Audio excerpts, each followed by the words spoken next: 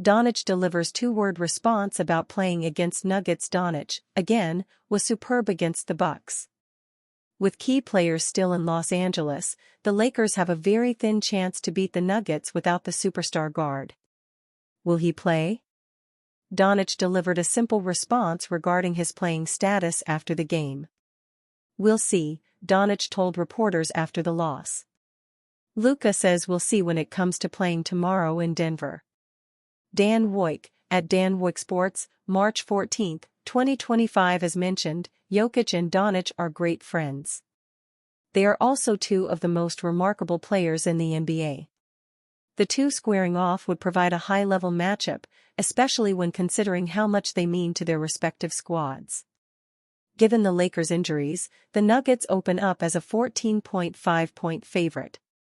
Jokic and company should be able to take down a Lakers squad that will be short-handed, even if Doncic is able to go. The season series is tied 1-1 between the two squads, and they will wrap up their next two games against one another within the next week. Copyright 2025 Athlon Sports. All rights reserved.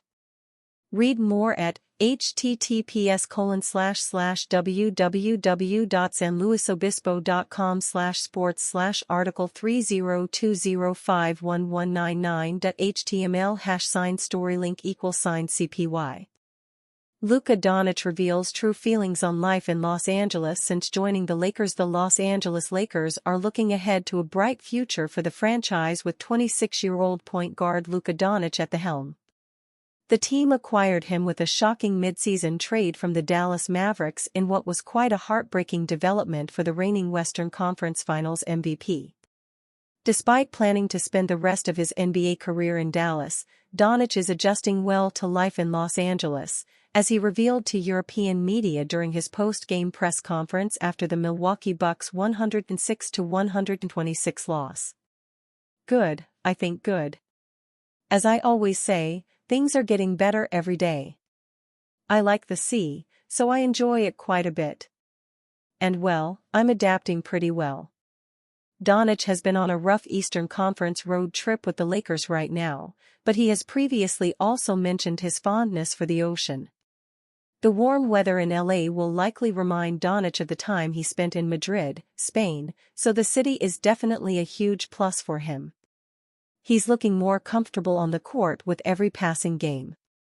He tried carrying the Lakers to a win against the Bucks, putting up 45 points, 14-27 FG, with 11 rebounds in the loss. He's averaging 26.1 points, 8.6 rebounds, and 7.6 assists with the Lakers since joining, hoping to boost his numbers as the season progresses and the Lakers prepare themselves for a playoff push. The Lakers fell to a third straight loss tonight after getting off to a 12-2 start with Doncic as a playing member of the roster. Luka discussed the same after the game, lamenting the team's injuries but also stressing the healthy players needed to adopt a winning mentality going forward. "We've got 3 important players out. So it's always going to be tough when there are 3 to 4 starters out. But I experienced this last year, the winning teams always go through something. I think we are experiencing that now. We gotta learn from that. We need to go into the next game with a mentality that we can win." Even though Doncic was prepared to spend his life fighting for the Mavericks on the court, he's going to switch his loyalties to the Lakers and the city of Los Angeles. The city is embracing its new superstar, who has been surprisingly patient with him despite his slow start to life on the Lakers. Everyone understands that the adjustment Doncic is going through isn't the same as any other midseason trade, as he might have been one of the 3 players in the NBA who never imagined they could get traded this season. Now that the change has settled in, Doncic just needs to unlock a new level and help the Lakers compete at a championship level. Mavericks lose superstar in proposed $204 million blockbuster trade with Lakers. Hornets. The Dallas Mavericks have been sinking down the standings of the Western Conference since trading Luka Doncic to the Los Angeles Lakers in February. Because that trade was so crazy, teams may see the Mavericks as an open market, and people are throwing out some wild trade proposals. The latest comes from Bleacher Report's Eric Pincus, who proposes a 3-team deal between the Mavericks, Charlotte Hornets, and Lakers.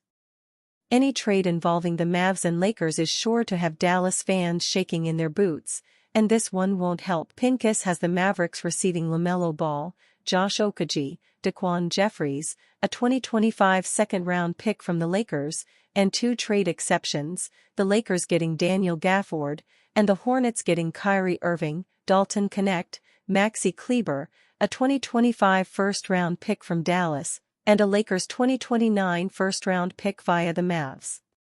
This trade makes absolutely no sense for the Mavericks, but here's how Pincus tried to explain it. The franchise can hope Irving returns by January to help make a playoff push, but it's asking a lot of an older veteran to jump back in like the injury never happened.